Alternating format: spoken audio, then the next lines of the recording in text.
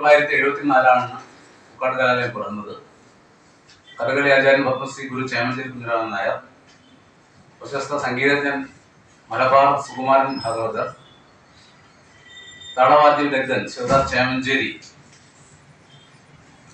കൂടെ കുറച്ച് സന്നദ്ധ പ്രവർത്തകർ ചേർന്ന് 74 ആരംഭിച്ച, വിരലിൽ എണ്ണാവുന്ന വിദ്യാർത്ഥികളെ കൊണ്ട് ആരംഭിച്ച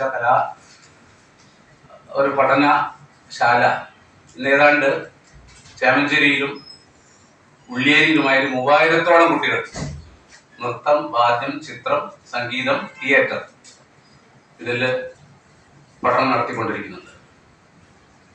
ഒരുപക്ഷെ കേരളത്തിലോ മറ്റു സ്ഥലങ്ങളിലോ ഇല്ലാത്ത രീതിയിലുള്ള ജനകീയമായ ഒരു പിൻബലമുള്ള സ്ഥാപനമാണ്. അതായത് അരികുവൽക്കരിക്കപ്പെട്ട അല്ലെങ്കിൽ പ്രാന്തപ്രദേശങ്ങളിലെ കുട്ടികളെ, വളരെ പാവപ്പെട്ട കുട്ടികളെ സൗജന്യമായും സൗജന്യ ഫീസോടുകൂടിയും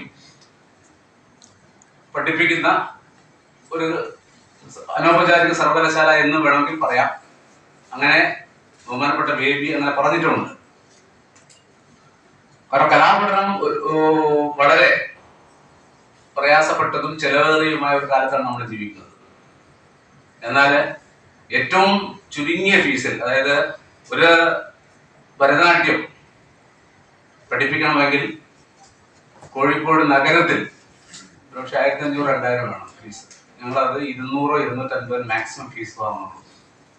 എന്തെന്ന് വിചാരിച്ചാൽ, ഒന്ന് നമ്മുടെ കലാലയത്തിന്റെ കമ്മിറ്റ്മെന്റ്, രണ്ടാമത്തത് ഞാൻ നേരത്തെ സൂചിപ്പിച്ച ഈ പാവപ്പെട്ട കുട്ടികൾക്ക് താങ്ങില്ല.